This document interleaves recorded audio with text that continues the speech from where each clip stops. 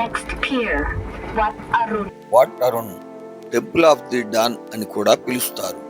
Thailand రాజధాని బ్యాంకాక్లోని అత్యంత ప్రసిద్ధమైన మరియు చారిత్రక ఆలయాల్లో ఒకటి.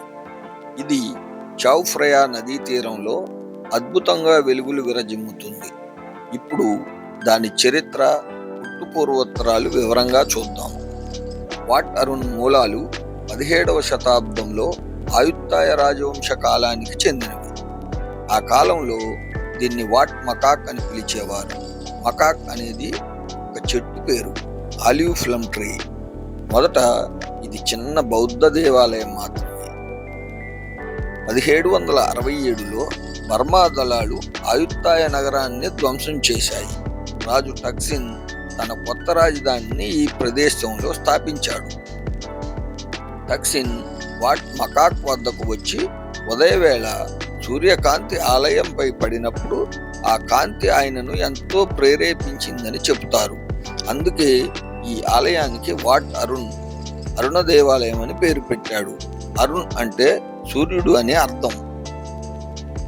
రామా 1 1782 నుండి 1809 వరకు బ్యాంకాక్ను కొత్త రాజధానిగా మార్చాడు. వాట్ అరుణ్ని రక్షించి తిరిగి నిర్మించాలని ఆదేశించాడు. రామా 2 1809 నుండి 1824 కాలంలో ఆలయానికి ఉన్న ఫ్రాంగ్ ఆ ఎత్తైన గోపుర నిర్మాణం ప్రారంభమైంది. రామా 3 ఈ ఆలయం పూర్తిగా పునరుద్ధరించబడింది. ప్రధాన గోపురం సెంట్రల్ ఫ్రాంగ్ సుమారు 70 మీటర్ల ఎత్తులో ఉంది. చైనీస్ పూసలు, పోర్సిలిన్ ముక్కలతో, బొమ్మలతో ఈ గోపురం అలంకరించబడింది. అవి అప్పట్లో థాయిలాండ్కు వస్తున్న చైనా నౌకల నుండి తెచ్చినవి. ఇది థాయిలాండ్ జాతీయ కరెన్సీ అయిన 10 బాట్ నాణెంపై కూడా ముద్రించబడి ఉంటుంది. ప్రతి సంవత్సరం బౌద్ధ పండుగలు, ముఖ్యంగా రాయల్ కటిన్ సెరిమోనీ ఇక్కడ ఘనంగా జరుగుతాయి. రాయల్ కటిన్ సెరిమోనీ గురించి మన ఛానల్లో వీడియో ఉంది, చూడండి. ప్రధాన గోపురం చుట్టూ 4 చిన్న ఫ్రాంగులు ఉంటాయి. అవి బౌద్ధ సూత్రాలను సూచిస్తాయి. ప్రతి వైపున దేవతల విగ్రహాలు, యక్షులు మరియు అసుర దేవయుద్ధం వంటి శిల్పాలు ఉన్నాయి. పైకి ఎక్కినప్పుడు చావ్ ఫ్రయా నది, బ్యాంకాక్ నగర దృశ్యం అద్భుతంగా కనిపిస్తుంది. వాట్ అరుణ్ అంటే కేవలం ఒక ఆలయం కాదు, థాయిలాండ్ పునరుద్ధరణ. ఆయుత్తాయ నాశనం తర్వాత కొత్త థాయిలాండ్ పుట్టుకకి ఇది నిశ్శబ్ద సాక్ష్యం.